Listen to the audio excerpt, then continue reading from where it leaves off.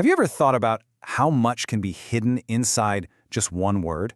A simple, everyday word.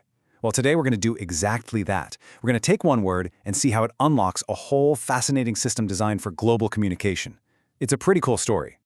Okay, so here's our word, peace. Simple, right? We all know what it means, we all get the concept, but trust me, we're going to look at this word in a totally new way today.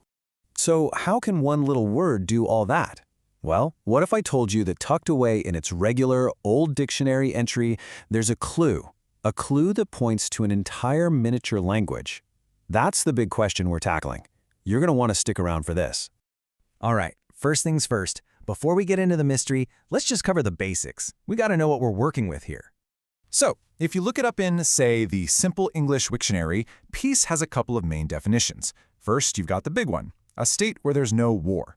And then there's the personal one, that feeling of quiet or calm, like when you just want someone to leave you in peace. Pretty straightforward, right? And the linguistic stuff, also super simple. It's pronounced peace.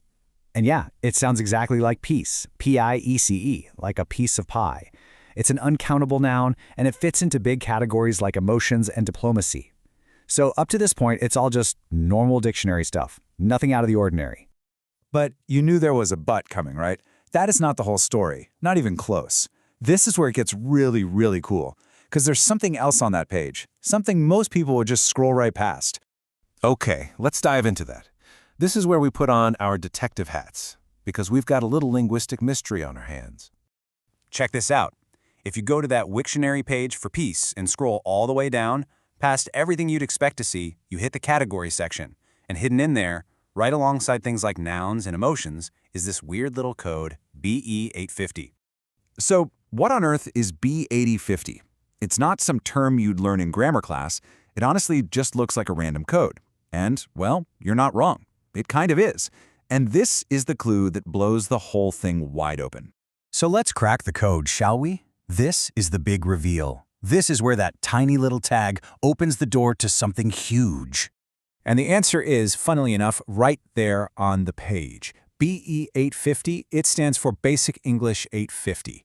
The page literally says that the word peace is on the Basic English 850 list. Boom. And that number, 850, it's not just a random number.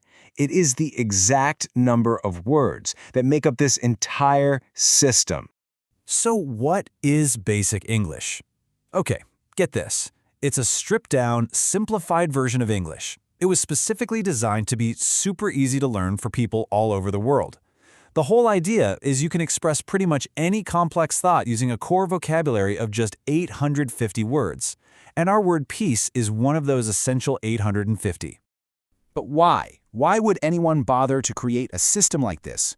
Well, to really get it, you have to understand the problem they were trying to solve. Think about the word peace. In French, it's paix. In Spanish and Portuguese, paz. In German, Frieden.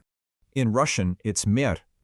And that's just a handful. The Wiktionary page lists translations for peace in over 70 different languages. 70! And that right there, that's the whole challenge of communicating across the globe, isn't it? And that is exactly why Basic English was invented. The goal was never to replace beautiful languages like French or Russian. No way. The idea was to create a bridge between them. A simple, logical tool, like an international second language, that anyone could pick up fast to get their most important ideas across. All right, so let's wrap this up and think about what this all means. So think about where we started, with one simple, common word, peace. From there, we followed this tiny, almost hidden clue, B850, and it led us to this absolutely amazing concept, an entire working language built from just 850 words. A whole system for communication that was just hiding there in plain sight. And it kind of leaves you with this big question, doesn't it? Our world is so noisy, so complex. So what can just 850 simple words really teach us? What's the real power in stripping things down to the basics when it comes to clarity and connection and just understanding each other?